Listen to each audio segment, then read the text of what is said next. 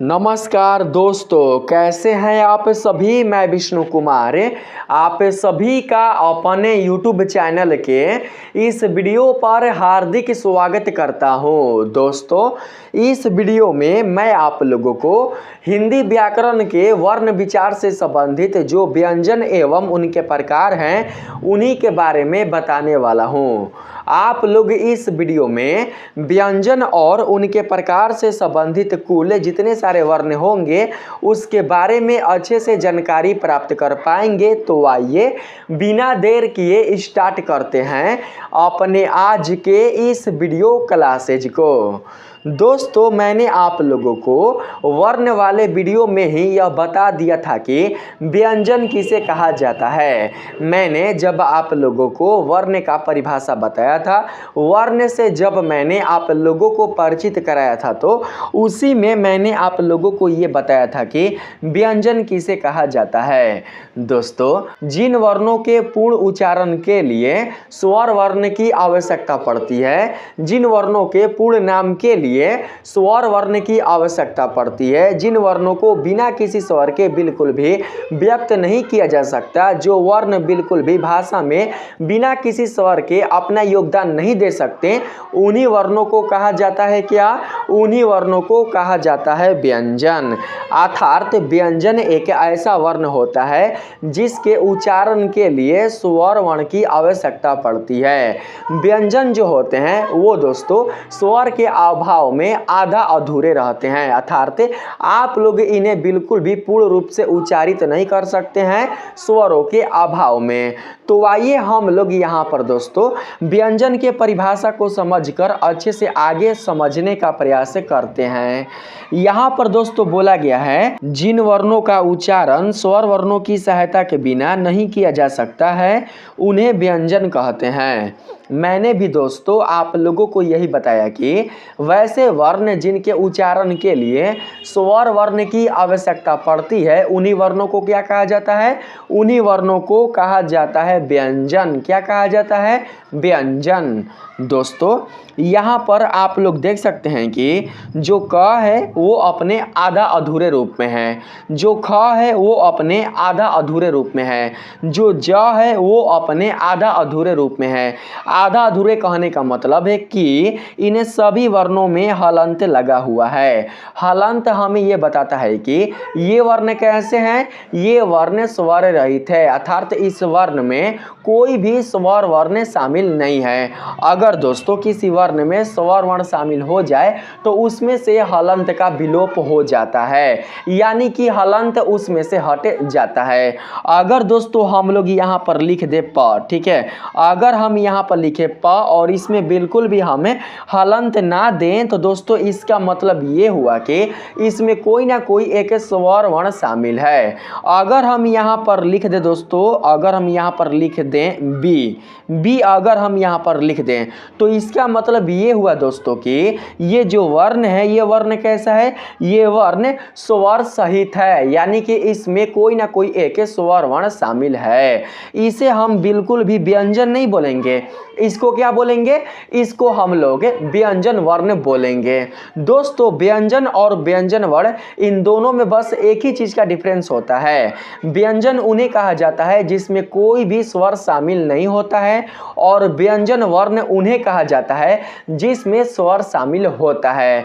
जिस वर्ण में स्वर शामिल होता है उन्हें कहा जाता है व्यंजन वर्ण, और जिस वर्ण में स्वर बिल्कुल भी शामिल नहीं होता उन्हें कहा जाता है व्यंजन। तो दोस्तों हम लोग यहाँ पर इन सभी वर्णों को व्यंजन बोलेंगे।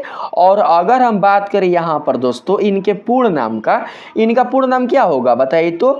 यहाँ पर इसका पूर्ण नाम होगा क, इसका पूर्ण नाम होगा ख, इसका पूर्ण नाम होगा ड, इसका पूर्ण नाम होगा थ, इसका पूर्ण नाम होगा झ। तो दोस्तों जो आप यहाँ पर लाल कलर में ये वर्ण देख रहे हैं, इन वर्णों को कहा जाएगा व्यंजन वर्ण। क्या कहा जाएगा? व्यंजन वर्ण। लेकिन इन दोनों के गुण दोस्तों सेम ही रहेंगे, गुण बिल्कुल भी अलग नहीं रहेंगे, ठीक है। तो आपने समझ लिया दोस्तों कि व्यंजन और व्यंजन वर्ण किसे कहा जाता है। अब आइए हम लोग थोड़ा सा जो व्यंजन की विशेषता है उस पर चलने का प्रयास करते हैं। दोस्तों यहाँ पर ये सभी के सभी वर्ण ही क्या कहलाएंगे, तो ये सभी के सभी वर्ण ही व्यंजन कहलाएंगे, ना कि व्यंजन वर्ण कहलाएंगे। ठीक है, इस चीज़ को ध्यान में समझ कर रखिएगा। ठीक है, आगे बढ़ते हैं। देखिए यहाँ पर दोस्तों जो आप लोग यहाँ पर हलंत लगा हुआ वर्ण देख रहे हैं, इन वर्णों को कहा जाएगा क्या, इन वर्णों को कहा जाएगा व्यंजन। और यहाँ पर जो आप वर्ण देख रहे हैं, यहाँ पर जो आप वर्ण देख रहे हैं, इन्हीं वर्णों को कहा जाएगा व्यंजन वर्ण। क्योंकि दोस्तों देख सकते हैं आप लोग, देखिए मैं आप लोगों को बताता हूं। देखिए क वर्ण में अ स्वर वर्ण शामिल है, का वर्ण में आ स्वर वर्ण शामिल है, यहाँ पर की वर्ण में हर्षई ई स्वर वर्ण शामिल है, यहाँ पर कु वर्ण में हर्षई उ स्वर वर्ण शामिल है, यहाँ पर कै वर्ण में ऐ स्वर वर्ण शामिल है, यहाँ पर क वर्ण में औ स्वर वर्ण शामिल है। आप लोग देख सकते हैं दोस्तों कि यहाँ पर हर एक व्यंजन में कोई ना कोई एक स्वर वर्ण शामिल है। स्वर वर्ण शामिल होने के कारण ही ये व्यंजन किस रूप में आ चुके हैं, ये व्यंजन व्यंजन वर्ण के रूप में आ चुके हैं। आप लोग यहां से समझ सकते हैं दोस्तों कि व्यंजनों के पूर्ण नाम के लिए या फिर व्यंजनों के पूर्ण उच्चारण के लिए स्वरों की आवश्यकता पड़ती है। अगर ये स्वर ना हो, अगर ये स्वर ना हो तो बिल्कुल भी आप लोग दोस्तों इनका पूर्ण उच्चारण या फिर पूर्ण लिखावट नहीं कर सकते हैं। अगर आप ऐसे लिख रहे हैं, अगर आप ऐसे लिख रहे हैं तो इसका मतलब ये हुआ कि यहाँ पर ये जो ख है वो बिल्कुल भी पूर्ण रूप में नहीं है। यह किस रूप में है, तो दोस्तों यह आधा अधूरा रूप में है। ठीक है, बिल्कुल भी पूर्ण रूप में नहीं है। पूर्ण रूप में ना ही यह लिखा गया है और ना ही आप लोग इसका पूर्ण रूप में उच्चारण कर सकते हैं। पूर्ण रूप में उच्चारण आप तभी कर सकते हैं जब आप लोग इसमें कोई स्वर शामिल कीजिएगा। अगर हम इसमें कोई एक स्वर अगर हम ओ शामिल कर लेते हैं तो दोस्तों क्या बन जाएगा, तो यहाँ पर खो बन जाएगा। जब आप खो बोलिएगा ना, खो, तो दोस्तों देख सकते हैं आप लोग कि जब आप खो बोल रहे हैं तो उसमें ओ स्वर वर्ण की मात्रा आ रही है। कौन सी मात्रा आ रही है, तो ओ स्वर वर्ण की मात्रा आ रही है। तो इससे हम यह समझ सकते हैं कि वास्तव में किसी व्यंजन के उच्चारण या फिर उनके पूर्ण नाम के लिए स्वरों की आवश्यकता पड़ती है। बिना स्वरों का इनका कोई भी योगदान भाषा में नहीं हो सकता है। किनका, तो व्यंजन का। ठीक है, आगे बढ़ते हैं दोस्तों। आगे आप लोग देख सकते हैं यहाँ पर बोला गया है व्यंजन वर्ण की विशेषताएं। हम लोग यहाँ पर व्यंजनों की विशेषताएं को हम लोग समझेंगे। ठीक है, यहाँ पर पहला नंबर जो विशेषता है उसमें कहा गया है व्यंजन वर्णों का उच्चारण स्वरों के साथ मिलकर होता है।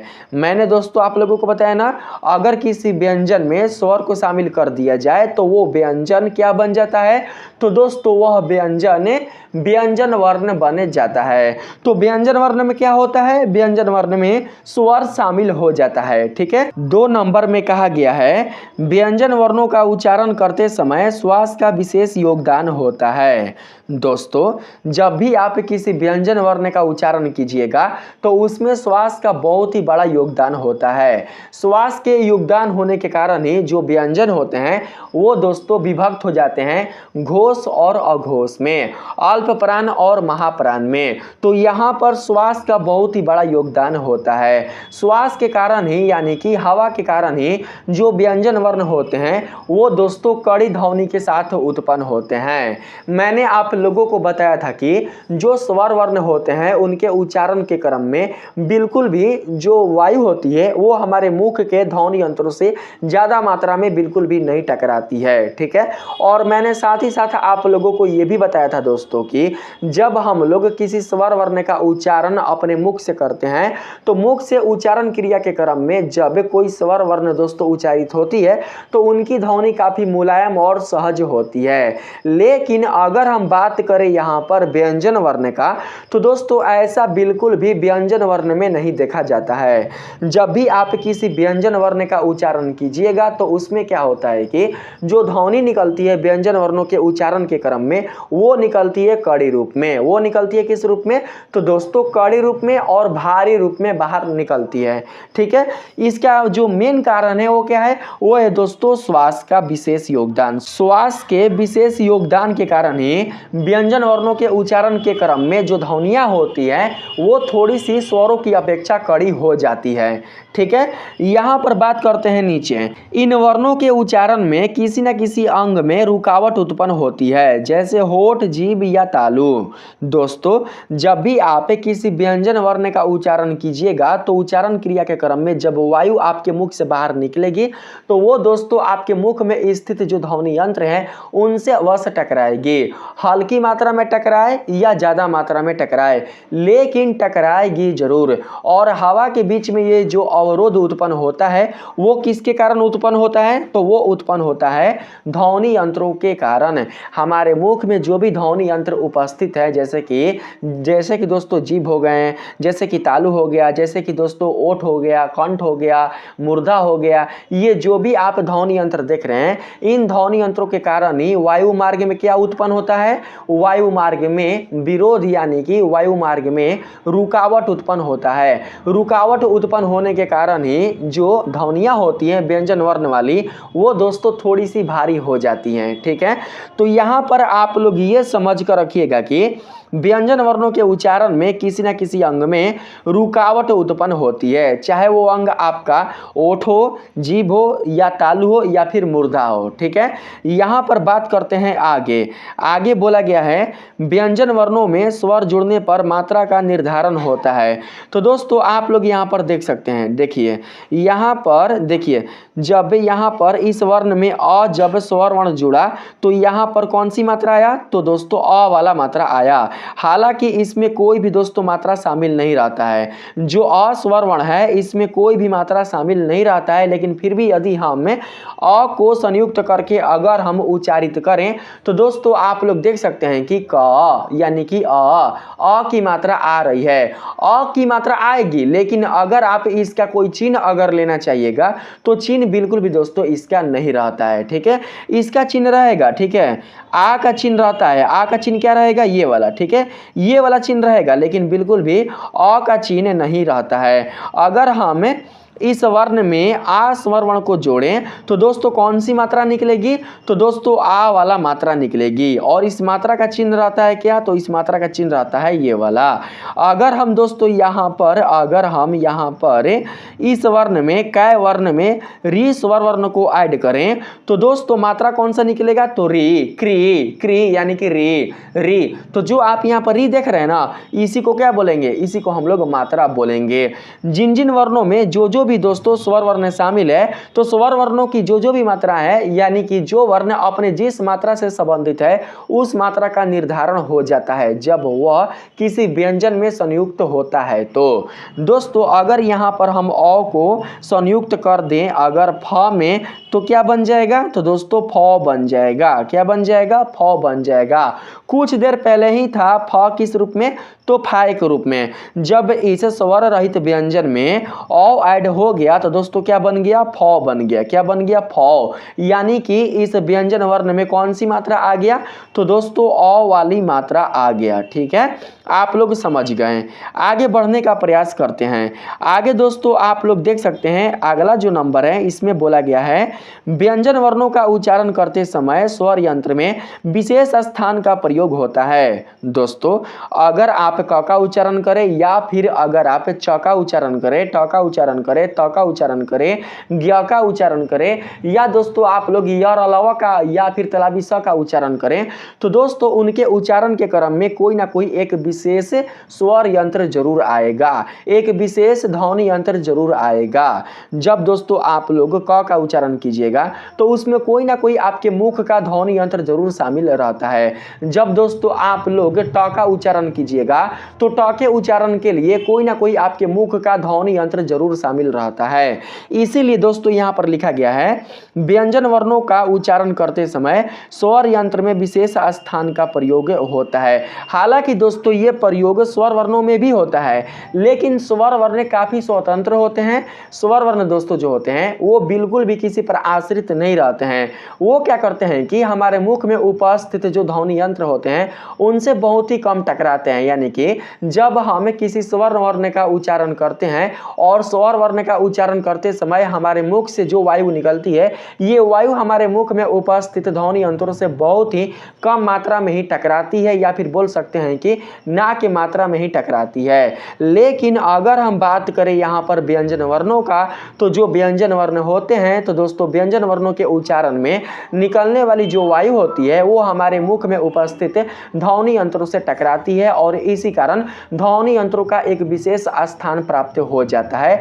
और ध्वनि यंत्रों के विशेष स्थान के कारण ही हमारे व्यंजन वर्ण में आने वाले कुछ ऐसे व्यंजन होते हैं जिनको दोस्तों रखा जाता है किसके आधार पर, तो स्वर यंत्रों के आधार पर, यानी कि ध्वनि यंत्रों के आधार पर। ठीक है, यहाँ पर बात करते हैं हिंदी वर्णमाला में कुल व्यंजन वर्णों की संख्या का।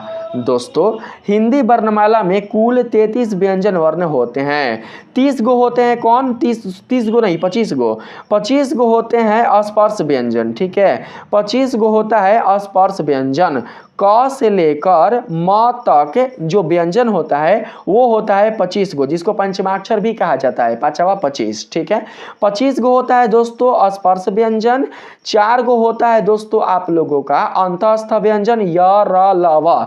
25,000 कितना हो गया, 25,029 हो गया। और बात करें अगर हम लोग यहाँ पर ऊष्मीय व्यंजन का, तो दोस्तों वो भी 4 होते हैं, तो 29,000 कितना हो गया, 33।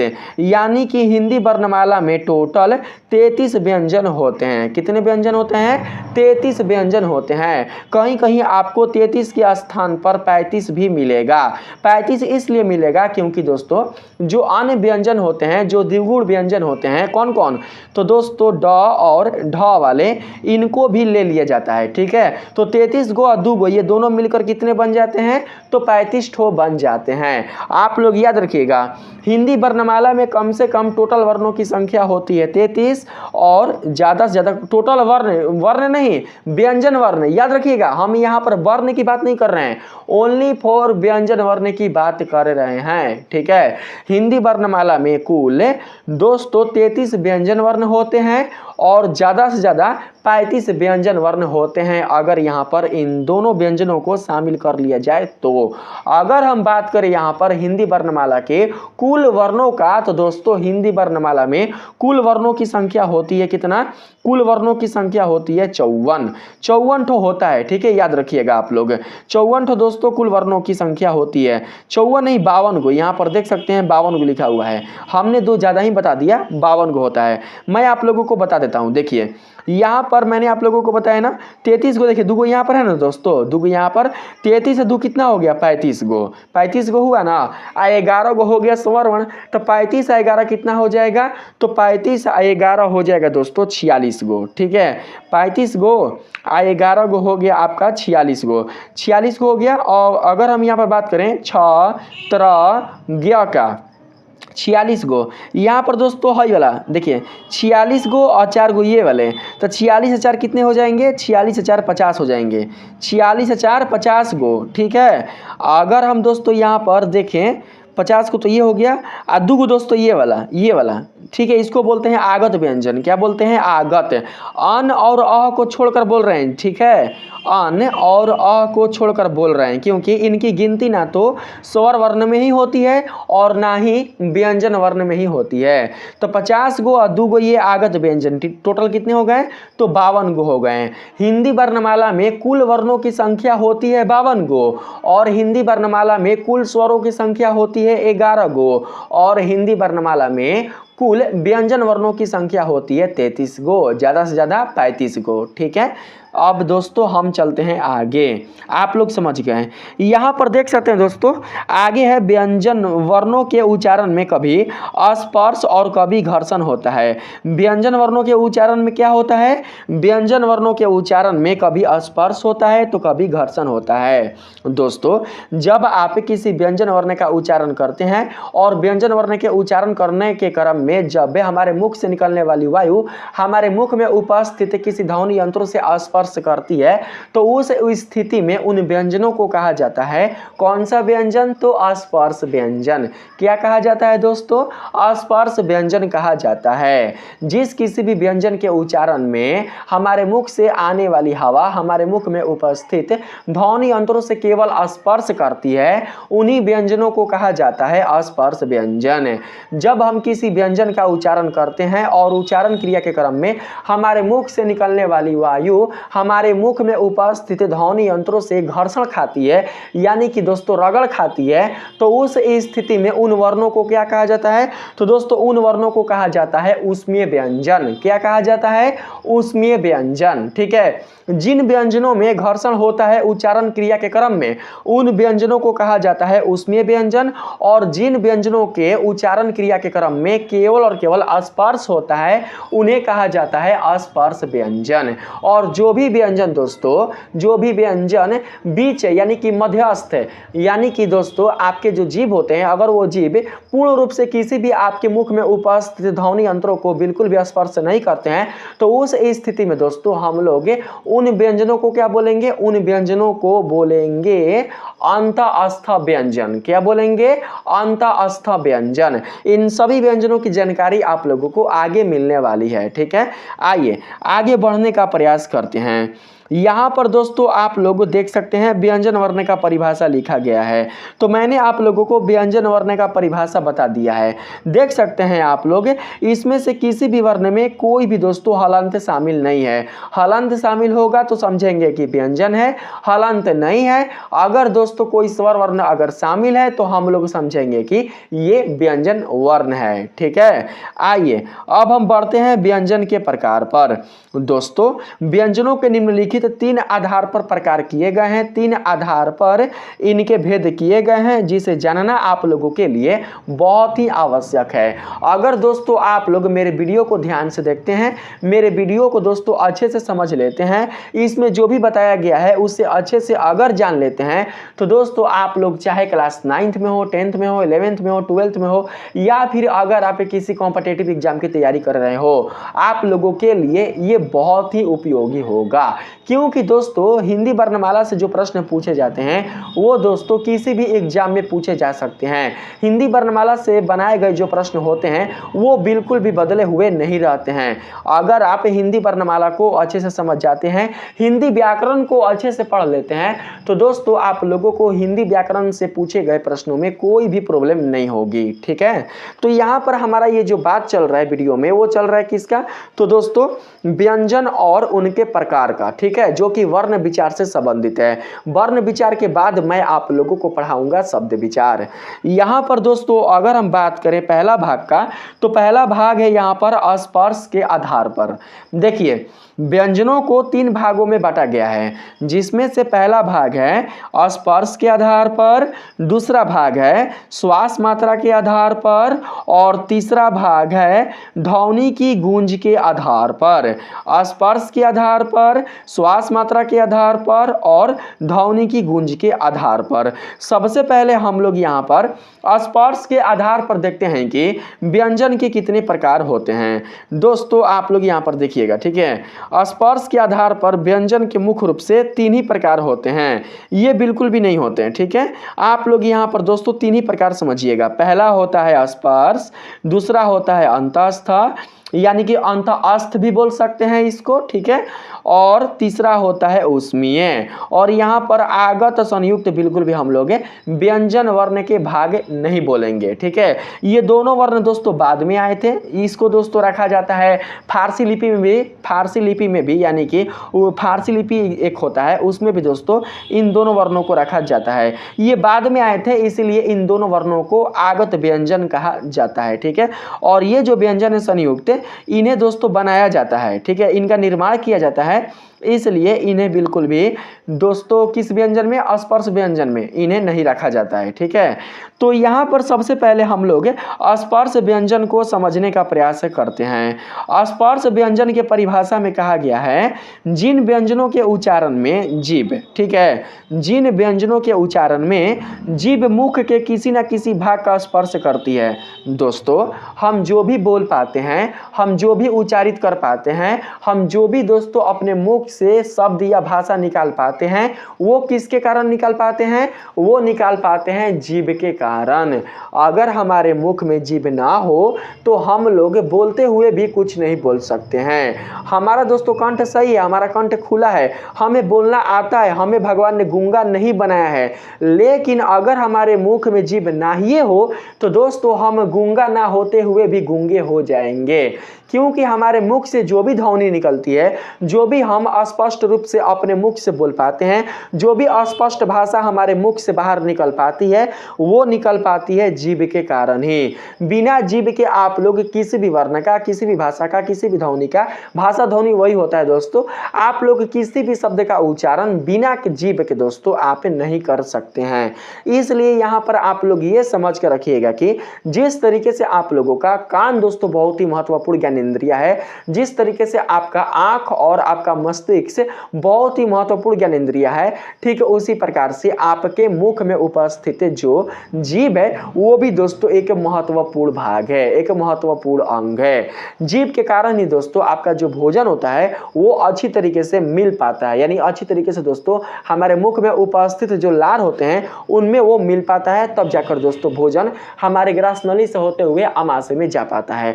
तो अभी हम बायोलॉजी में नहीं घुसेंगे, हम बस आप लोगों को समझाने के लिए बता रहे थे। ठीक है, यहाँ पर देखिए मेन प्रभाव किस पर पड़ रहा है, मेन प्रभाव जीभ पर पड़ रहा है। ठीक है, इसमें दोस्तों बोला गया है जिन व्यंजनों के उच्चारण में जीभ मुख के किसी न किसी भाग, मुख में तो बहुत सारे भाग है, मुख में कंठ है, मुख में तालु है, मुर्दा है, उसके बाद नासिका है, तो नासिका तो नाक हो जाएगा, ठीक है, मुख हो जाए, मुख में कंठ हो जाएगा, तालु हो जाएगा, मुर्दा हो जाएगा, और उसके बाद दोस्तों क्या यही 3 4 5 भाग है हमारे मुख में। ठीक है, इन सभी भागों से अगर दोस्तों स्पर्श करती है कौन, जीभ, ओनली फॉर जीभ अगर स्पर्श करती है तो दोस्तों उस स्थिति में हम लोग समझेंगे कि वो कौन सा व्यंजन है, वो स्पर्श व्यंजन है। मैंने आप लोगों को इसके बारे में बता दिया है। तो दोस्तों अगर हम बात करें टोटल स्पर्श व्यंजनों की संख्या का, तो स्पर्श व्यंजनों की टोटल संख्या होती है कितनी, तो दोस्तों टोटल होती है 27। 25 गो होता है पंचमाक्षर वाला और 2 गो होता है द्विगुण वाला। ठीक है, जिनका प्रयोग हमेशा और हमेशा शब्द के अंत या फिर शब्द के वर्णों के बीच में किया जाता है। ठीक है दोस्तों, यहाँ पर देख सकते हैं स्पर्श व्यंजन का अर्थ है छूना। क्या है अर्थ इसका, क्या है, छूना। ठीक है, अब आइए थोड़ा सा हम दोस्तों इसके विशेषता पर चलने का प्रयास करते हैं। इसमें बोला गया है इन व्यंजनों का उच्चारण करते समय वायु मार्ग में किसी न किसी स्थान पर स्पर्श यानी कि रुकावट उत्पन्न होती है। जब भी दोस्तों आप लोग स्पर्श व्यंजनों का उच्चारण कीजिएगा और उच्चारण क्रिया के क्रम में हमारे मुख से जो वायु बाहर निकलती है, तो दोस्तों वायु के मार्ग में कहीं ना कहीं क्या होता है, कहीं ना कहीं बाधा उत्पन्न होता है। और ये बाधा किसके कारण उत्पन्न होता है, ये बाधा हमारे मुख में उपस्थित ध्वनि यंत्रों के कारण उत्पन्न होता है।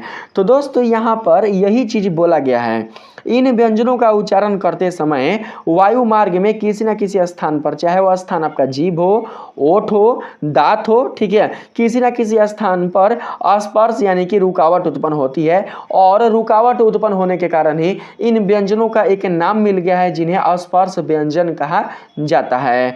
आगे है दोस्तों, यहाँ पर देख सकते हैं स्पर्श व्यंजन हिंदी वर्णमाला के आधारभूत व्यंजन है। दोस्तों आप लोग हिंदी में जो भी भाषा बना पाते हैं, आप लोग अपने हिंदी में जो भी वाक्य का निर्माण कर पाते हैं, जो कुछ भी आप लोग अपने मुख से भाषा के रूप में आप उच्चारित कर पाते हैं, वो कर पाते हैं किसके कारण, तो व्यंजन वर्णों के कारण।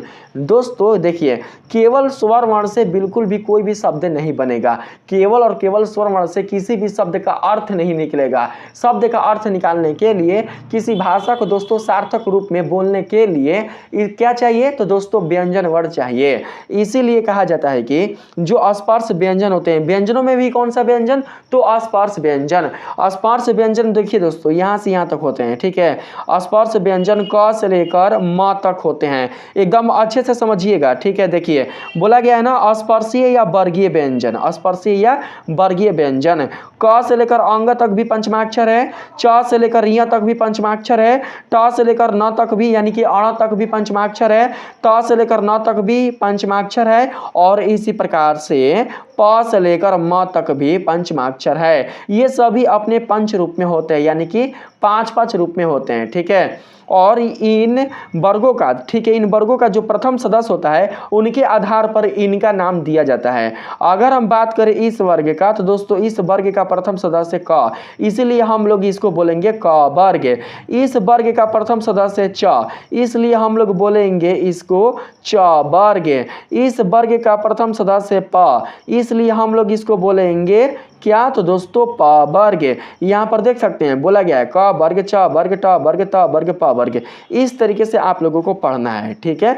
तो यही है दोस्तों आपका स्पर्श व्यंजन। आप लोग अगर सोचिएगा कि हम बिना इन स्पर्श व्यंजन के हम किसी शब्द का निर्माण कर दे, या फिर हम किसी भाषा को लिख दे, किसी वाक्य का निर्माण कर दे, तो बिल्कुल भी संभव नहीं है। आप लोग केवल और केवल स्वर वर्ण और यार अलावा और दोस्तों उसमें व्यंजन से, संयुक्त व्यंजन से बिल्कुल भी किसी भी सार्थक शब्द या फिर सार्थक वाक्य या फिर अच्छे भाषा का निर्माण नहीं कर सकते हैं। किसी भी दोस्तों अच्छे शब्द के लिए या सार्थक शब्द के लिए व्यंजन वर्णों का होना यानी कि स्पर्श व्यंजनों का होना बहुत ही आवश्यक है। व्यंजनों में भी कौन सा व्यंजन, तो स्पर्श व्यंजन। स्पर्श व्यंजनों का होना बहुत ही आवश्यक है। अपने मन में आप दोस्तों कोई भी दोस्तों आप शब्द सोचिए, उसमें कोई ना कोई एक स्पर्श व्यंजन आ ही जाएगा। अगर हम यहाँ पर दोस्तों अपना अगर हम देश का ही नाम लिखते हैं, तो दोस्तों देखिए यहाँ पर आ जाएगा भारत। तो आप देख सकते हैं भ स्पर्श व्यंजन, र स्पर्श व्यंजन, त स्पर्श व्यंजन। अगर दोस्तों हम यहाँ पर नाम ले लें, जैसे कि मानकर चलते हैं हम यहाँ पर नाम ले लें हिंदी है, हिंदी ले लेते हैं हिंदी, ठीक है।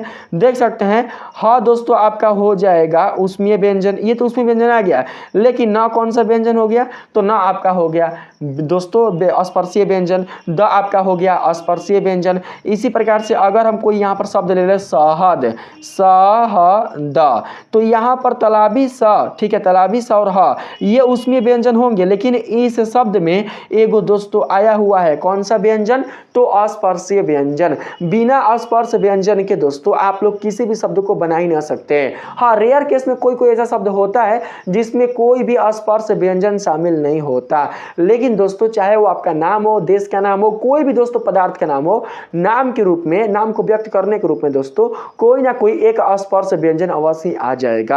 अगर दोस्तों आपका मानकर चलते नाम है सोहन चाहे मोहन, तो आप देख सकते हैं सोहन में भी ह आपका है उसमें व्यंजन, लेकिन न आपका कौन सा व्यंजन हो गया, तो स्पर्शीय व्यंजन। स आपका कौन सा व्यंजन हो गया, स्पर्शीय व्यंजन। अगर हम यहाँ पर दोस्तों मानकर चलते हैं कोई देवी देवता के नाम लिखे, चलिए ना देवे हम लिखते हैं देव, देव यहाँ पर लिखते हैं, तो देख सकते हैं दोस्तों द और व ये दोनों भी कौन से व्यंजन हो गए, तो स्पर्शीय व्यंजन। तो आप समझ सकते हैं दोस्तों कि बिना स्पर्श व्यंजन के हम लोग किसी भी अच्छे शब्द यानी कि सार्थक शब्द या फिर सार्थक वाक्य का निर्माण नहीं कर सकते हैं।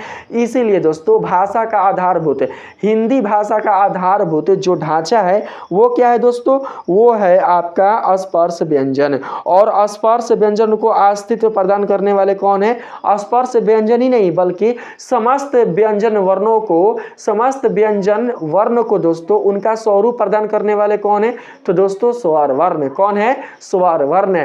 ऐसे आप लोग बहुत ही अच्छे से पढ़िए, बहुत ही गहराई में जाकर पढ़िए, डीपली पढ़िए, तभी जाकर आप लोग किसी चीज को अच्छे से सीख पाइएगा। जिस तरीके से मैं आप लोगों को पढ़ाता हूं, जिस तरीके से मैं आप लोगों को ज्ञान देता हूं, जिस तरीके से दोस्तों मैं आप लोगों को किसी भी टॉपिक पर मैं आप लोगों को दोस्तों बताता हूं, वैसा कोई भी आप लोगों को यूट्यूब पर नहीं बताएगा।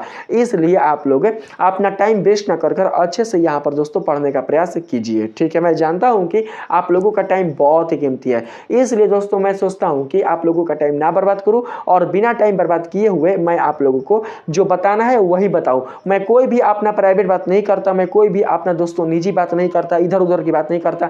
मैं अगर वीडियो स्टार्ट करता हूँ तो मेरे दोस्तों वीडियो की स्टार्टिंग से लेकर एंड तक आप लोगों को केवल और केवल पढ़ाई की ही बातें मिलेंगी। पढ़ाई के अलावा कोई भी दोस्तों आप लोगों को अलग अलग या फिर कोई भी दोस्तों आप लोगों को ऐसा बात नहीं मिलेगा जो कि पढ़ाई से जुड़ा हुआ ना हो। ठीक है, आइए यहाँ पर नीचे चलते हैं। यहीं पर दोस्तों समझ लीजिए, क्योंकि आगे मैं आप लोगों को इन सभी का परिभाषा बताऊंगा। अंतःस्थ व्यंजन में कौन कौन व्यंजन आते हैं, तो य, र, ल, व। इन व्यंजनों का उच्चारण दोस्तों किसके द्वारा होता है, तो दोस्तों इन व्यंजनों का जो उच्चारण होता है वो हमारे मुख के मध्यस्थ यानी कि मध्य भाग से होता है। हमारा जो जीभ होता है वो दोस्तों मध्य भाग में स्थित रहता है मुख के, तो वहीं से क्या होता है, वहीं से दोस्तों अंतःस्थ व्यंजनों का उच्चारण होता है। यानी जो जीभ है वो उच्चारण क्रिया के क्रम में हमारे मुख में उपस्थित ध्वनि यंत्रों के साथ बिल्कुल भी स्पर्श नहीं बना पाता है, इसलिए दोस्तों इन व्यंजनों को कहा जाता है अंतःस्थ व्यंजन। इन्हीं व्यंजनों को कहा जाता है दोस्तों कौन सा व्यंजन, तो अंतःस्थ के साथ साथ इन्हीं व्यंजनों को कहा जाता है अर्धस्वर, क्योंकि इसमें स्वर और व्यंजन दोनों के गुण शामिल होते हैं। ये अपना स्वरूप दोस्तों स्वर वर्ण और व्यंजन वर्ण दोनों के भांति रखते हैं। ठीक है, इसीलिए इन्हें अर्धस्वर भी कहा जाता है। ठीक है, आगे चलिए ना, आगे बताते हैं। देखिए आगे है ना अंतःस्थ व्यंजन, बोला गया है जिन व्यंजनों के उच्चारण में जीभ का पूरी तरह से मुंह के किसी भी भाग से स्पर्श नहीं होता। स्पर्श होता है लेकिन पूरी तरह से बिल्कुल भी नहीं होता। ठीक है, ना के बराबर दोस्तों स्पर्श होता है। आपके मुख में उपस्थित जो जीभ होता है वो दोस्तों बीचों बीच ही उपस्थित रह जाता है जब आप इनका उच्चारण करते हैं। तो करके देखिए ना, य बीच में ही उपस्थित है, जहां जीभ है वहीं पर उपस्थित है। र, ठीक है, र जहां है वहीं पर, ना मात्रा के लिए थोड़ा सा ऊपर उठा, र के लिए थोड़ा सा ना मात्रा के लिए ऊपर उठा, फिर वही जहां पर था वहीं पर आ गया। य र ल, देखिए य र ल बोले ना, तो ल बस थोड़ा से के लिए क्या हुआ कि दोस्तों ऊपर उठा, यानी कि आपका जो तालु है उसमें सटा, लेकिन बिल्कुल भी दोस्तों इधर उधर बिल्कुल भी आपका जो जीभ है वो आगे पीछे बिल्कुल भी वो नहीं हो पाया। जहां पर है वहीं पर दोस्तों क्या हो रहा है, उच्चारण हो पा रहा है। ठीक है, य र ल व, ठीक है, वहीं से वहाँ व में तो बिल्कुल भी जीभ का काम ही नहीं पड़ता, व बस ना मात्रा काम पड़ता है, और वहां पर ओठ दोस्तों क्या करता है, अपना योगदान देता है। ठीक है, व के उच्चारण में। तो ऐसे आप लोग समझ कर रखिएगा।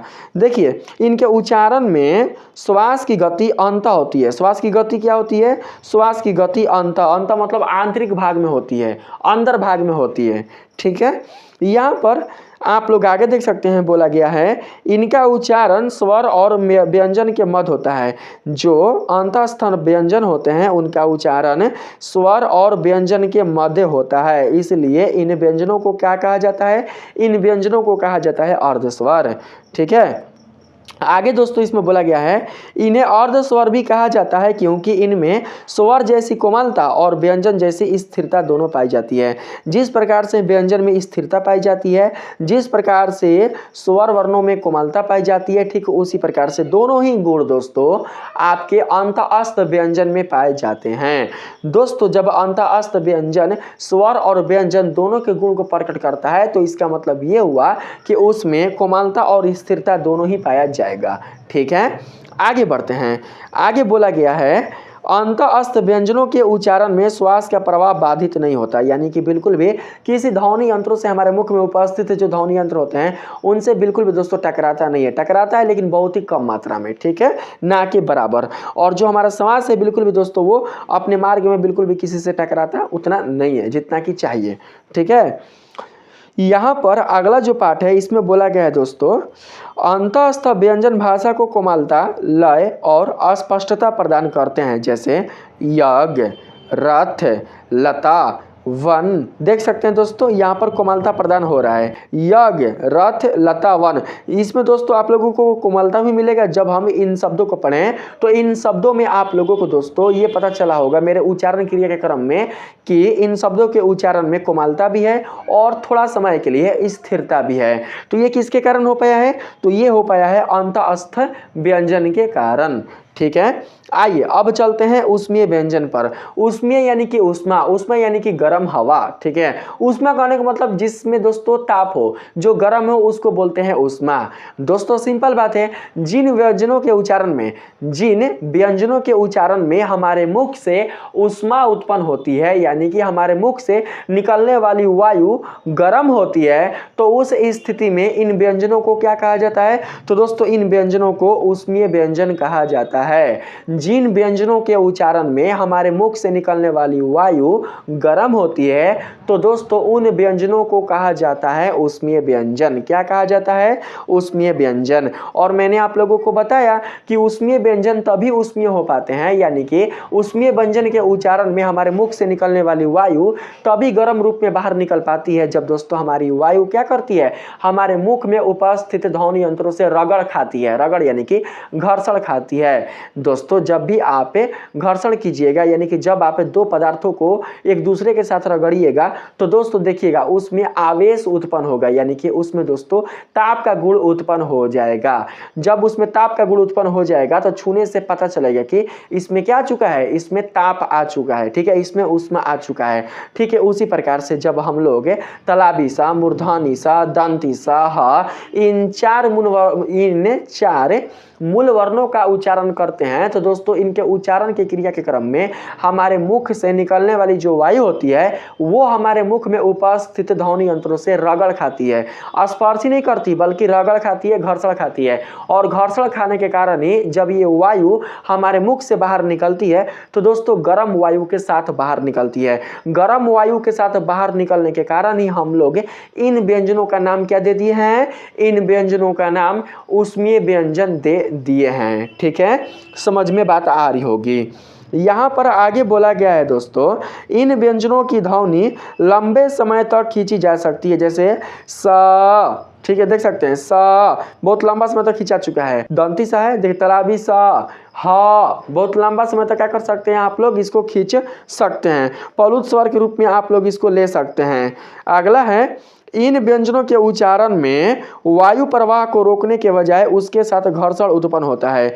इन व्यंजनों के उच्चारण में वायु प्रवाह को रोकने के बजाय क्या होता है? यानी कि वायु प्रवाह जो होता है हमारे मुख में, वो किसी ध्वनि यंत्र से स्पर्श करने के बजाय क्या करता है? वो दोस्तों घर्षण करता है। क्या करता है? घर्षण करता है, ठीक है। आगे है, इन व्यंजनों में ध्वनि की कोमलता और कठोरता दोनों पाई जाती है। आ सकता है क्वेश्चन आपके एग्जाम में कि किन व्यंजनों की ध्वनि में कोमलता और कठोरता पाई जाती है? कोमलता और कठोरता दोनों ही पाई जाती है। तो दोस्तों कौन सा व्यंजन? तो हो जाएगा आपका ऊष्मीय व्यंजन। क्या होगा? ऊष्मीय व्यंजन, ठीक है, याद रखिएगा। वैसे दोस्तों आप लोगों का इसमें अंतःस्थ व्यंजन भी हो सकता है। अंतःस्थ व्यंजन और ऊष्मीय व्यंजन दोनों ही हो जाएंगे। अगर आपके ऑप्शन में ऊष्मीय व्यंजन रहेगा, अंतःस्थ व्यंजन भी रहेगा, और ऑप्शन रहेगा, देखिए अंतःस्थ व्यंजन आया है ऑप्शन नंबर ए में, और ऊष्मीय व्यंजन आया है ऑप्शन नंबर बी में, और रहेगा ऑप्शन नंबर सी में ए और बी दोनों, तो आप लोग ऑप्शन नंबर सी ही मारिएगा। अगर ऑप्शन में रहेगा केवल और केवल अंतःस्थ व्यंजन और ऊष्मीय व्यंजन नहीं रहेगा, या फिर ऑप्शन में केवल और केवल रहेगा ऊष्मीय व्यंजन और अंतःस्थ व्यंजन नहीं रहेगा, तो आप लोग या तो अंतःस्थ व्यंजन मारिएगा अगर रहेगा तो, और नहीं रहेगा तो ऊष्मीय व्यंजन मारिएगा, ठीक है। यानी कि आप लोग रंगिएगा। आप लोग तो जान गए ऊष्मीय व्यंजनों की संख्या कितनी होती है? 4। जिस प्रकार से 4 होते हैं अंतःस्थ व्यंजन, ठीक उसी प्रकार से 4 होते हैं ऊष्मीय व्यंजन। इनके उच्चारण में श्वास की प्रबलता रहती है। किनके उच्चारण में? तो दोस्तों जो ऊष्मीय व्यंजन है ना, उनके उच्चारण में श्वास की प्रबलता रहती है, ठीक है। अब हम बढ़ते हैं नीचे। यहाँ पर दोस्तों आ चुका है संयुक्त व्यंजन, ठीक है। यहाँ पर संयुक्त का मतलब क्या होता है? संयुक्त का मतलब होता है जुड़ना। क्या होता है? जुड़ना, संयोग करना, ठीक है। देखिए यहाँ पर दोस्तों आप लोग देख सकते हैं 2 वर्ण हैं। एक वर्ण है स्वर रहित और एक वर्ण है स्वर सहित। एक वर्ण है स्वर रहित और एक वर्ण है स्वर सहित। आप जानते हैं दोस्तों दोस्तों कि ये वाला जो वर्ण है वो आता है स्पर्श व्यंजन में, और ये वाला जो वर्ण है ये आता है दोस्तों जानते हैं किस व्यंजन में, वही ऊष्मीय व्यंजन में। ठीक है, ऊष्मीय व्यंजन में दोस्तों जब आप इन दोनों व्यंजनों को एक साथ जोड़िएगा ना, जब आप इन दोनों व्यंजनों को एक साथ ऐड कीजिएगा, देखिए ऐड कब होगा, जब इन दोनों में से कोई एक स्वर रहित होगा। अगर दोस्तों क रहेगा स्वर्णपूर्ण और मूर्धनी स भी रहेगा स्वर्णपूर्ण, तो ये दोनों ऐड नहीं हो सकते हैं, क्योंकि ये पहले ही से ऐडेड है, क्योंकि इसमें पहले ही से कोई स्वर वर्ण शामिल है और इसमें तो हाईवे किया है, तो दोनों बिल्कुल भी ऐड नहीं हो सकते हैं। ऐड होने के लिए क्या चाहिए, ऐड होने के लिए दोस्तों या तो इसको दोस्तों सिंगल होना चाहिए या तो इसको सिंगल होना चाहिए, तभी दोस्तों क्या होगा, संभव हो सकता है, अन्यथा बिल्कुल भी संभव नहीं हो सकता। ठीक है, तो यहां पर आप लोग देख सकते हैं ये तो दोस्तों सिंगल नहीं है लेकिन ये सिंगल है। तो जब आप लोग दोस्तों यहाँ पर मूर्धनी स को कै में ऐड कीजिएगा ना, तो ये दोनों वर्ण मिलकर अपने स्वरूप को समाप्त कर लेंगे और एक नया वर्ण बना लेंगे, और उस वर्ण का नाम क्या रहेगा, उस वर्ण का नाम रहेगा छ। क्या नाम रहेगा, छ। देख सकते हैं छ। और ये जो वर्ण है छ वो कैसे बना, तो दोस्तों ये वर्ण जो बना है वो बना है इन दोनों वर्णों के संयुक्त होने से। कैसे बना है, इन दोनों वर्णों के संयुक्त होने से बना है। संयुक्त होने के कारण ही हम लोग इस वर्ण को बोलेंगे संयुक्त व्यंजन। क्या बोलेंगे, संयुक्त व्यंजन। दोस्तों व्यंजन इसलिए है क्योंकि अगर हम छ में से अ निकाल दें तो इस पर हलंत लग जाएगा। देखिए मूर्धनी सा में कहीं ना कहीं अ शामिल है ना, मूर्धनी सा में अ शामिल है तब ना मूर्धनी सा है। अगर अ निकल जाएगा तब यहाँ पर आ जाएगा मूर्धनी सा, यानी कि हलंत के रूप में रह जाएगा मूर्धनी सा। मूर्धनी सा को अगर हम हलंत के साथ ही अगर हम कै में ऐड करें तो क्या बनेगा, जो बनेगा दोस्तों वो बनेगा किस रूप में, तो इस रूप में बनेगा छ, इसके ऊपर हलंत लग जाएगा, यानी कि इसमें बिल्कुल भी स्वर शामिल नहीं रहेगा। ई भी आ जाएगा किस रूप में, तो ई भी आ जाएगा व्यंजन के रूप में। लेकिन यहाँ पर तो कोई भी हलंत शामिल नहीं है। शामिल ना होने के कारण ये है कि दोस्तों मूर्धनी स में ही अ पहले से ही शामिल है, यानी कि स्वर वर्ण पहले से ही शामिल है। तो इसलिए हम लोग ये समझेंगे कि ये वर्ण भी कैसा है, तो दोस्तों यह वर्ण भी व्यंजन है। ठीक है, जितने भी संयुक्त व्यंजन है वो सब व्यंजन है, क्योंकि इसके नाम में ही आ रहा है व्यंजन। यहाँ पर देख सकते हैं दोस्तों, यहाँ पर एक स्वर रहित है त और एक स्वर सहित है र। ये दोनों वर्ण एक दूसरे के साथ मिलकर अपने स्वरूप को त्याग दिए हैं और एक नया वर्ण बना है जिसका नाम है त्र। क्या बना है, त्र। ठीक है, और यहाँ पर देख सकते हैं एक स्वर रहित व्यंजन है जय और एक स्वर सहित वर्ण है य। ये दोनों दोस्तों मिलकर अपने स्वरूप को त्याग कर एक नया वर्ण बनाया है क्या, तो दोस्तों ज्ञ। ठीक है, यहाँ पर दोस्तों देख सकते हैं एक दोस्तों यहाँ पर ऊष्मीय व्यंजन है स्वर रहित तलाबी सा, और एक यहाँ पर स्पर्श व्यंजन है स्वर सहित र। दोनों मिलकर अपने स्वरूपों को समाप्त करके क्या बना लिए हैं, तो स्र। यहाँ पर दोस्तों आप लोग देख सकते हैं, देखिए इस वर्ण से बनने वाला शब्द है यक्ष दक्ष तक्षक। इस वर्ण से बनने वाला शब्द है पत्र मित्र क्षेत्र। इस वर्ण से बनने वाला शब्द है यज्ञ ज्ञान विज्ञान। इस वर्ण से बनने वाला शब्द है श्रम श्रमिक विश्राम। ठीक है, तो दोस्तों ये कोई देखिए ये कोई दोस्तों अलग से वर्ण नहीं आया है, बल्कि ये दोनों वर्ण मिलकर ही एक नया वर्ण बना है संक्षिप्त रूप में। इसलिए दोस्तों कहीं ना कहीं ये जो आप वर्ण देख रहे हैं छ त्र ज्ञ स्र, ये भी कहीं ना कहीं दोस्तों आपके व्यंजन वर्ण यानी कि स्पर्श व्यंजन का ही एक हिस्सा होंगे। किसके हिस्सा होंगे, व्यंजन वर्ण का ही एक हिस्सा होंगे। ठीक है, तो दोस्तों हम इसको याद कैसे रखेंगे, मैं आप लोगों को ट्रिक बताता हूँ। छ है ना, छ। तो दोस्तों देखिए छ का मीनिंग अगर हम यहाँ पर लिखना चाहें तो क्या हो सकता है, छ का अगर हम यहाँ पर अगर हम मीनिंग लिखना चाहें तो दोस्तों हो जाएगा KSH। ठीक है, आप जानते हैं दोस्तों कि मूर्धनी स का मीनिंग होता है KSH, होता है ना जी, मूर्धनी स का मीनिंग KSH। तो दोस्तों आप लोग ये सब देखिए छ का भी मीनिंग वही होगा और मूर्धनी सा का भी वही होगा। तो यहाँ पर आप लोग ये समझ के रखिएगा कि छ में एगो है मूर्धनी सा और एगो है क, यानी कि क और मूर्धनी सा दोनों मिलकर क्या बनाया है, छ बनाया है। ठीक है, क्या बनाया है, छ बनाया है। यहाँ पर तर यानी तारा, तारा तारा आ रहा ना, तारा बस त और र मिलकर क्या बन गया है, त्र। अगर आ जाएगा ऑब्जेक्टिव में तरह किन किन वर्णों से मिलकर बना है? तरह, तारा, बस काम खत्म, ता एगो र कंप्लीट। लेकिन हाँ याद रहे, एक होना चाहिए स्वर रहित और एक होना चाहिए स्वर सहित, ठीक है, याद रखिएगा। अगर दोनों रहेंगे स्वर रहित, अगर दोनों रहेंगे स्वर रहित, इस पर भी हलंत रहेगा तो ई भी रहेगा स्वर रहित, ई ना की रहेगा स्वर्ण पूर्ण, ठीक है, याद रखिएगा। यहां पर चलते इसमें ज्ञा, देखिए इसमें क्या है, ज्ञा, ज्ञा यानी या, ज्ञा यानी कि या आ रहा है ना, तो दोस्तों एगो या आ गया, आपको पता चल गया, ज्ञा या ज्ञा यानी कि या आ रहा है। ज्ञा का रूप कैसन है? ज्ञा का रूप है ज जैसन। ज्ञा का रूप कैसन है? ज जैसन। अरे खाली ज में अगर हम ऐसे मोड़ दे तो ज्ञा ना बन गया जी, बताइए। अगर हम केवल ज में ऐसे मोड़ देंगे तो ज्ञा ना बन जाएगा। दोस्तों ज्ञा के आकार है किस रूप में? तो ज के रूप में। और हम जब बोल रहे हैं ज्ञा तो क्या आ रहा है मात्रा? या, तो हम यहाँ पर ज ले लेंगे, आएगो या ले लेंगे, तो समझ में आ गया। ज्ञा में कौन कौन से वर्ण शामिल है? तो ज और या, याद रखिएगा। सरा यहाँ पर है, सरा ना, सरा, सरा कहने का मतलब सरा, सरा यानी सा आएगो रा, एगो सा एगो रा। तो दोस्तों समझना, यहाँ पर देखिए, यहाँ पर दोस्तों आप लोग समझना कि इसमें कौन सा आएगा, तो इसमें दोस्तों आ जाएगा, जानते कौन सा सा? तो तालाबी सा।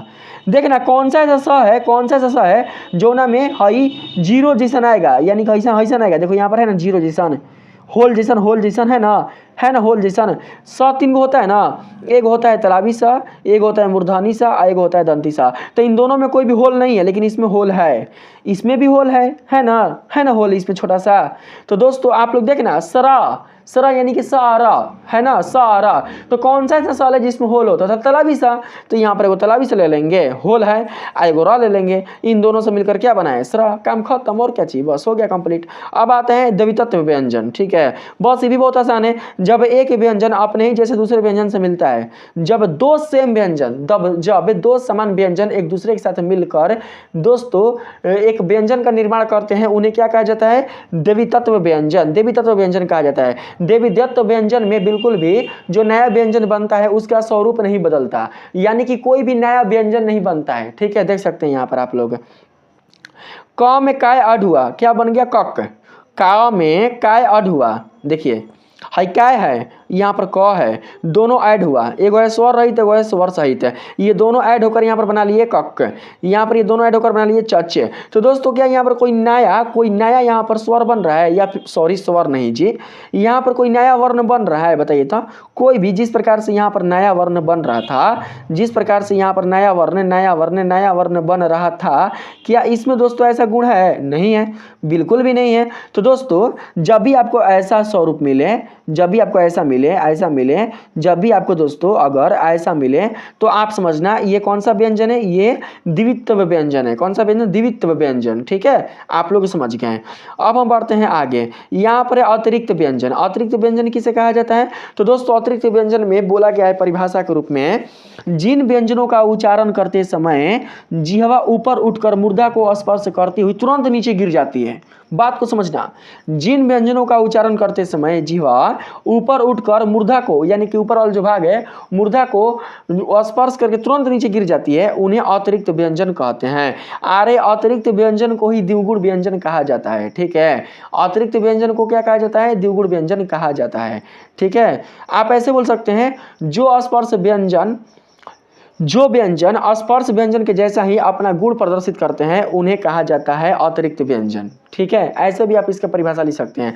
और नहीं तो अगर आप लोग इसका सटीक और प्रोफेशनल अगर आप परिभाषा देना चाहते हैं तो उसका यही परिभाषा रहेगा, जिन व्यंजनों का उच्चारण करते समय हमारे मुख की जिह्वा ऊपर उठकर मुर्दा को स्पर्श करते हुए तुरंत नीचे गिरती है, उन्हें अतिरिक्त व्यंजन कहते हैं। बिल्कुल भी दोस्तों क्षणिक समय के लिए, ठीक है, क्षणिक समय के लिए ही हमारी जो जीभ होती है वो मुर्दा को स्पर्श करती है और तुरंत नीचे गिर जाती है। और ये जो व्यंजन होते हैं वो हमेशा दोस्तों किसी शब्द के अंत में आएंगे या फिर शब्द में आने वाले वर्णों के मध्य आएंगे, लेकिन कभी भी किसी शब्द के प्रारंभ में नहीं आएंगे। कौन? तो दोस्तों अतिरिक्त व्यंजन, द्विगुण व्यंजन, याद रखिएगा, ठीक है। देख सकते हैं पेड़, शब्द के अंत में, शब्द के बीच में, शब्द के अंत में, शब्द के अंत में, शब्द के अंत में, शब्द के बीच में, शब्द के बीच में, शब्द के अंत में, लेकिन ना ही है आया है शब्द के पहले। ये शब्द के पहले बिल्कुल भी आ नहीं सकता है, ठीक है। अब बात करते हैं यहाँ पर संयुक्ताक्षर व्यंजन का। तो दोस्तों ये भी बहुत आसान है, बहुत ही आसान है। जब एक स्वर रहित व्यंजन अन्य स्वर सहित व्यंजन से मिलता है तब वह संयुक्ताक्षर भी कहलाता है, यानी कि संयुक्ताक्षर व्यंजन कहलाता है। तो कुछ नहीं करना है, देखिए दोस्तों इस बहुत आसान है। जैसे कि यहाँ पर देखिए ना, खुद है इसमें, जैसे कि हमें त में ये आधा क जोड़ना है, तो क्या करेंगे, ऐसे नहीं लिख सकते हैं कत। बताइए कत का मतलब क्या हुआ? कत का मतलब ये हुआ कि त में आधा क जुड़ा हुआ है। तो दोस्तों हम लोग इस वर्ण को क्या बोलेंगे? हम लोग बोलेंगे कि ये वर्ण क्या है? ये जो वर्ण है ये संयुक्ताक्षर वर्ण है, संयुक्ताक्षर वर्ण है। ठीक है, अगर अलग अलग रहता तो ऐसे, अगर अलग अलग जैसे कि पढ़ना ले लेते हैं, पढ़ना, अगर ऐसे ले लेते हैं तो हम लोग समझते हैं कि ये वर्ण अलग अलग हैं, बिल्कुल भी संयुक्ताक्षर नहीं है। अगर हम यहाँ पर ले लेते हैं, जैसे कि मानकर ले लेते हैं दोस्तों, यहाँ पर हम रस्सी ले लेते हैं, रस्सी, तो देख सकते हैं यहाँ पर सट गया है, दोनों वर्ण एक दूसरे से सट गया है। तो यहाँ पर इसको बोलेंगे हम लोग संयुक्ताक्षर व्यंजन भी, और साथ ही साथ हम लोग यहाँ पर देखो हटा भी दिए आप लोग देखेंगे, और साथ ही साथ इसको हम लोग बोल देंगे क्या? तो दोस्तों इसको हम लोग बोल देंगे, यहाँ पर बताए थे ना कौन सा नाम, द्वितत्व व्यंजन भी, थोड़ा सा भूल गए थे हम भी, द्वितत्व व्यंजन भी। ठीक है, द्वितत्व व्यंजन भी है, ये द्वितत्व व्यंजन भी है और संयुक्ताक्षर व्यंजन भी है, क्योंकि संयुक्त हो रहा है ना भाई। ये देखिए आप लोग समझना, एक द्वितत्व व्यंजन संयुक्ताक्षर व्यंजन भी हो सकता है, लेकिन एक संयुक्ताक्षर व्यंजन संयुक्त व्यंजन कभी भी हो नहीं सकता।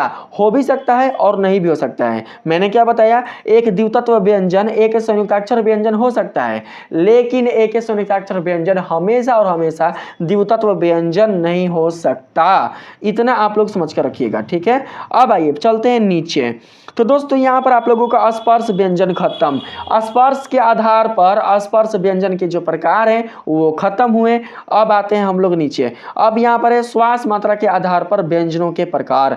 अगर हम बात करें श्वास मात्रा के आधार पर, तो श्वास मात्रा के आधार पर व्यंजन होते हैं दोस्तों दो प्रकार के, जिसमें से पहला होता है दोस्तों अल्प प्राण और दूसरा होता है महाप्राण। अल्प प्राण कहने का मतलब दोस्तों जिसमें जो वायु होती है वो कम लगती है, यानी कि जब आप किसी वर्ण का उच्चारण करते हैं और वर्ण के उच्चारण क्रिया के क्रम में हमारे मुख से निकलने वाली जो वायु होती है वो अगर कम मात्रा में बाहर निकलती है तो दोस्तों वैसे व्यंजन को कहा जाता है अल्प प्राण व्यंजन। यदि हम किसी व्यंजन का उच्चारण करते हैं, व्यंजन का उच्चारण करते समय हमारे मुख से वायु यदि ज्यादा मात्रा में बाहर निकलती है तो दोस्तों उस स्थिति में उन व्यंजनों को कहा जाएगा महाप्राण व्यंजन। क्या कहा जाएगा? महाप्राण व्यंजन। यहाँ पर देख सकते हैं बोला गया है जिन वर्णों के उच्चारण में वायु की मात्रा कम होती है, यानी कि वायु की जो मात्रा होती है वो बिल्कुल भी ज्यादा नहीं होती, उन्हें अल्प प्राण व्यंजन कहा जाता है। उन्हें क्या कहा जाता है? अल्प प्राण व्यंजन कहा जाता है। अल्प प्राण जो व्यंजन है, हम पहचान कैसे करेंगे कि कौन कौन सा व्यंजन अल्प प्राण है? तो दोस्तों देखिए समझना, हिंदी वर्णमाला के प्रत्येक वर्ग का, ठीक है, हिंदी वर्णमाला के प्रत्येक वर्ग का क वर्ग, च वर्ग, ट वर्ग, त वर्ग, प वर्ग होता है ना जी। हिंदी वर्णमाला के प्रत्येक वर्ग का पहला, तीसरा, पांचवा यानी कि विषम संख्या, ठीक है, स्पर्श व्यंजन में आने वाले जो दोस्तों प्रत्येक वर्ग होते हैं उनकी जो विषम पद पर उपस्थित वर्ण होते हैं वही वर्ण कहलाते हैं अल्प प्राण व्यंजन के रूप में। ठीक है, स्पर्श व्यंजन में आने वाले जो भी दोस्तों वर्ग होते हैं उन वर्गों के विषम स्थान पर आने वाले जो व्यंजन होते हैं उन्हीं व्यंजनों को कहा जाता है अल्प प्राण व्यंजन। देखिए क यानी कि एक नंबर पर एक क्या है? विषम संख्या। 3 क्या है? विषम संख्या। 5 क्या है? विषम संख्या। ठीक है, बस विषम स्थान पर, ठीक है, विषम संख्या का स्थान पर प्रत्येक वर्ग के जो भी वर्ण आएंगे उन्हें कहा जाएगा अल्प प्राण व्यंजन। क्या कहा जाएगा? अल्प प्राण व्यंजन, क्योंकि उन व्यंजनों के उच्चारण में जो वायु होती है, जो श्वास होती है वो कम मात्रा में हमारे मुख से बाहर निकलती है।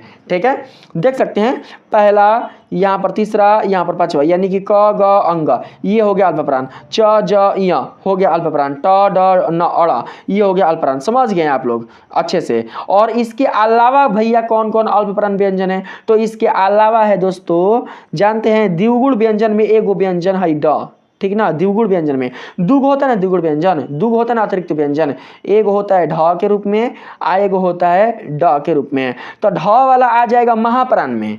ढ वाला किस में आ जाएगा?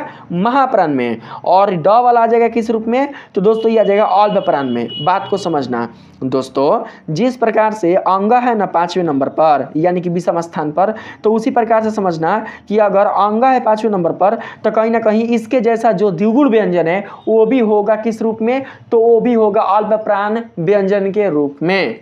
ठीक है, देखिए अंग के जैसा ही ना होता है दोस्तों एगो कौन सा व्यंजन, तो द्विगुण व्यंजन। किस रूप में, तो इस रूप में होता है ना दोस्तों। तो आप समझना कि अगर अंग है अल्प प्राण व्यंजन के रूप में, तो कहीं ना कहीं जो द्विगुण व्यंजन होगा ये वाला, वो भी होगा किस रूप में, तो अल्प प्राण व्यंजन के रूप में। अब बाकी अगर हम बात करें यहाँ पर अंतःस्थ व्यंजन का, तो दोस्तों मैंने आप लोगों को बता किया है, अंतःस्थ व्यंजन में जो वायु होती है वो मुख से बहुत ही कम मात्रा में बाहर निकल पाती है, यानी कि जो वायु की मात्रा होती है वो हमारे मुख में ही रह पाती है, यानी कि अंतःस्थ व्यंजन के उच्चारण क्रिया में वायु मुख में ही रह पाती है, बहुत ही कम मात्रा में बाहर निकल पाती है। और अल्प प्राण व्यंजन के परिभाषा में भी यही कहा जाता है कि जब हम किसी व्यंजन का उच्चारण करते समय या फिर किसी वर्ण का उच्चारण करते समय अपने मुख से वायु बहुत ही कम मात्रा में बाहर निकालते हैं, तो उन्हीं व्यंजनों को कहा जाएगा क्या, तो उन्हीं व्यंजनों को कहा जाएगा दोस्तों अल्प प्राण व्यंजन। तो यहाँ पर यार अलावा हो जाएंगे कौन से व्यंजन, तो अल्प प्राण व्यंजन। इन्हें छोड़कर जो भी व्यंजन बचेंगे उन्हें कहा जाता है महाप्राण व्यंजन। क्या कहा जाता है,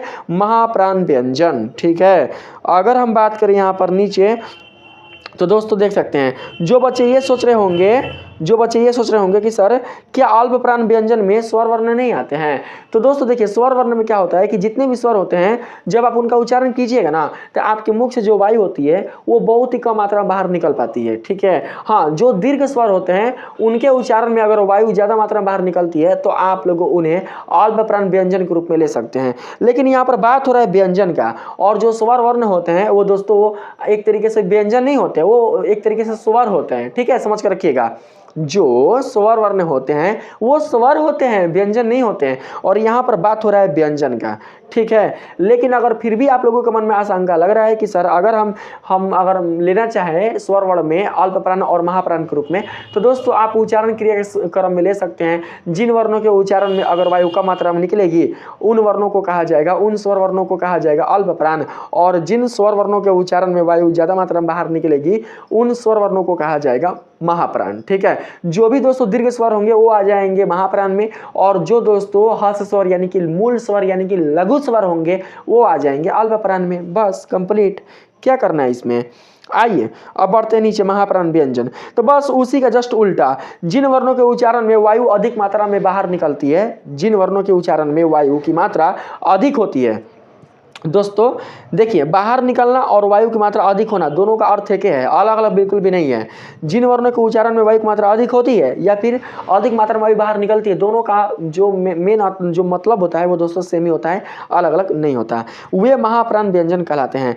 देखिए अल्प प्राण में आया था कौन सा संख्या, विषम, तो महाप्राण में कौन सा संख्या आएगा, तो दोस्तों सम। ठीक है, प्रत्येक वर्ग के स्पर्श व्यंजन के प्रत्येक वर्ग में उनके सम स्थानों पर आने वाले जो व्यंजन होते हैं उन व्यंजनों को कहा जाएगा महाप्राण व्यंजन। क्या कहा जाएगा, महाप्राण व्यंजन। दोस्तों आप देख सकते हैं, अगर हम बात करें यहाँ पर पहला वर्ग यानी कि क वर्ग का, तो क वर्ग के दूसरे स्थान पर आता है ख, उसके बाद चौथे स्थान पर आता है घ। ठीक है, त वर्ग के दूसरे स्थान पर आता है थ, चौथे स्थान पर आता है ध, दूसरे स्थान पर आता है च वर्ग का छ, चौथे स्थान पर आता है झ, ट वर्ग का दूसरे स्थान यानी कि सम स्थान पर आता है ठ, और चौथे स्थान पर आता है ढ। तो इन सभी वर्णों को क्या कहा जाएगा, इन सभी वर्णों को महाप्राण व्यंजन कहा जाएगा। आप देख सकते हैं महाप्राण व्यंजन में ढ शामिल है, महाप्राण व्यंजन में ढ शामिल है, और सेम इसी के जैसा होता है कौन सा व्यंजन, तो द्विगुण व्यंजन।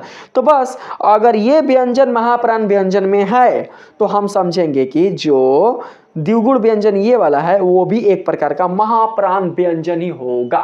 बस ज्यादा बिल्कुल भी भूलना नहीं है। अगर जिस व्यंजन के उच्चारण में ऊष्मा मुख से बाहर निकल रही है तो इसका मतलब वे व्यंजन महाप्राण व्यंजन कहलाएंगे। क्या कहलाएंगे, महाप्राण व्यंजन कहलाएंगे। तो दोस्तों आप यहां पर देख सकते हैं, देखिए तालाबी सा, मूर्धनी सा, दंती सा, हा, इन तीनों व्यंजनों के उच्चारण में ऊष्मा हमारे मुख से बाहर निकलती है, यानी कि वायु हमारे मुख से अधिक मात्रा में बाहर निकलती है।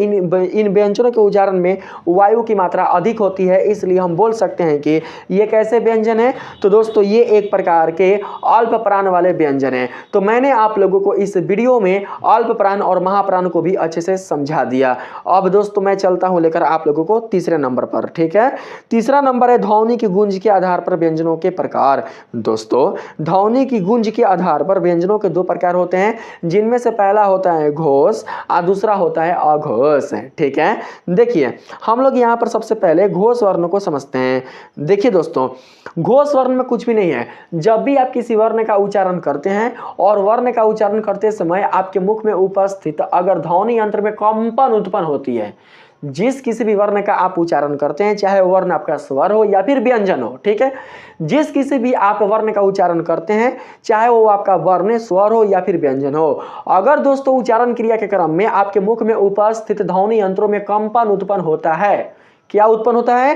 कंपन उत्पन्न होता है, तो हम लोग समझेंगे कि वो व्यंजन कौन है? तो दोस्तों वो व्यंजन घोष है। ठीक है, जब आप गला पर हाथ रखोगे ना, गला पर हाथ रखकर जब आप लोग घोष वर्णों का उच्चारण कीजिएगा तो यहीं पर दोस्तों कंपन उत्पन्न होगा। तो हम समझेंगे कि ये वर्ण कौन से हैं? तो ये वर्ण घोष वर्ण है। ठीक है, और जब आप किसी वर्ण, देखिए कंपन तो उत्पन्न होबे करेगा, बिना कंपन का आवाज थोड़ी ना उत्पन्न होता है, लेकिन यहाँ पर बात हो रहा है गला का। ठीक है, जब आप गला पर हाथ रखते हैं, गला पर हाथ रखकर महसूस करते हैं कि कोई वर्ण के उच्चारण में आपकी गला के पास कंपन उत्पन्न हो रही है, थरथराहट उत्पन्न हो रही है, तो हम समझेंगे कि वे वर्ण कैसे हैं?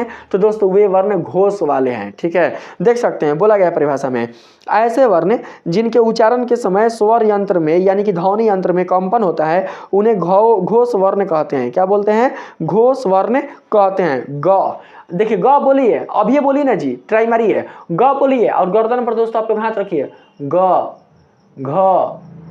ठीक है, इस तरीके से ड द, तो हल्का से क्या होता है? कंपन उत्पन्न होता है। ठीक है, तो हम लोग दोस्तों समझेंगे कि ये वर्ण आ जाएंगे किसके अंतर्गत? तो घोष वर्ण के अंतर्गत। ठीक है, पहचान कैसे करेंगे? तो पहचान ऐसे करेंगे, सभी स्वर, समझना, सभी स्वर मतलब अ से लेकर अ तक, सभी स्वर यानी कि अ से लेकर अ तक। ठीक है, सभी स्वर आप प्रत्येक वर्ग का तृतीय, चतुर्थ और पंचम यानी प्रथम और द्वितीय वर्ग को छोड़कर स्पर्श व्यंजन के प्रत्येक वर्ग के प्रथम और द्वितीय वर्गों, सॉरी वर्ग नहीं, वर्ण को, ठीक है, स्पर्श व्यंजन के प्रत्येक वर्ग के प्रथम और द्वितीय व्यंजन को छोड़कर लास्ट के कुल जितने भी व्यंजन हैं वो सभी व्यंजन और सभी स्वर, और साथ ही अगर हम बात करें अंतःस्थ और एगो ह का, ये सभी क्या कहलाते हैं? ये सभी घोष वर्ण कहलाते हैं।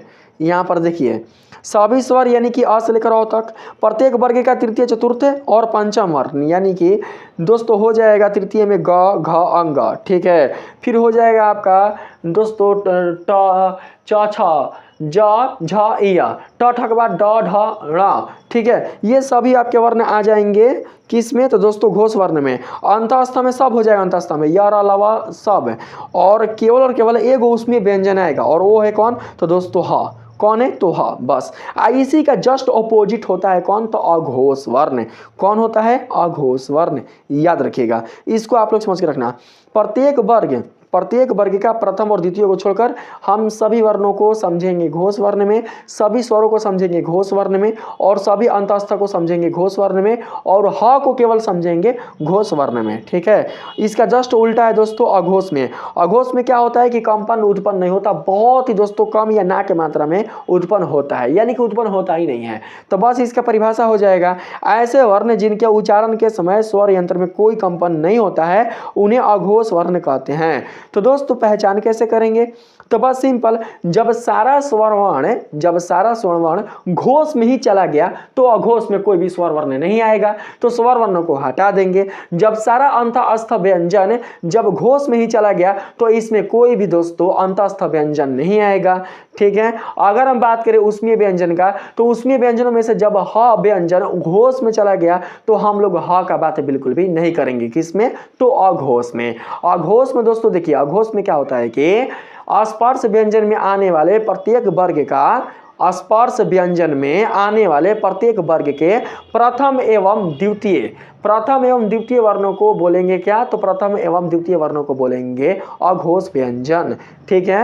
अगर हम बात करें यहाँ पर उष्मीय व्यंजन का, तो उष्मीय में सभी सा हो जाएगा, सभी सा, तलाबी सा, दंती सा और मूर्धनी सा। ठीक है, हाँ बिल्कुल भी नहीं होगा। तो बस ऐसे हम लोग क्या करेंगे, पहचान करेंगे। तो इस वीडियो में मैंने आप लोगों को वर्णमाला के जो व्यंजन वर्ण वाला पार्ट है उससे संबंधित कुल जितनी सारी जानकारियां हैं वो मैंने आप लोगों को दे दिया है। यानी कि दोस्तों आपका पूरा का पूरा जो वर्णमाला है वो कंप्लीट हो चुका है। अब मैं अगले वीडियो में आप लोगों को बताऊंगा वर्ण विच्छेदन, कैसे वर्णों को विच्छेद किया जाता है, कैसे शब्द को, शब्द नहीं बोलेंगे, वर्ण को, जो वर्ण दोस्तों स्वर सहित होते हैं उनका विच्छेदन कैसे किया जाता है।